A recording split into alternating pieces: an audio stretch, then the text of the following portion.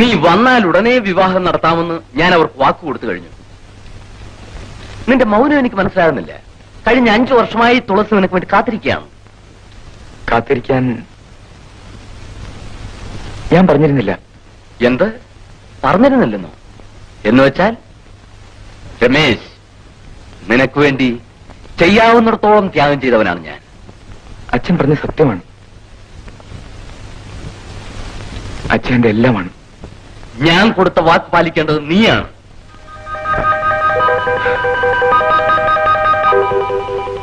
അച്ഛനെ വേദനിപ്പിക്കരുത്. നീ വേദനിക്കാതിരിക്കാനാണ് മോനെ ഈ അച്ഛൻ ജീവിക്കുന്നത് തന്നെ.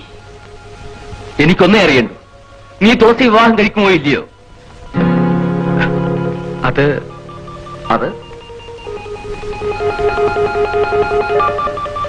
പറയാറായിട്ടില്ല.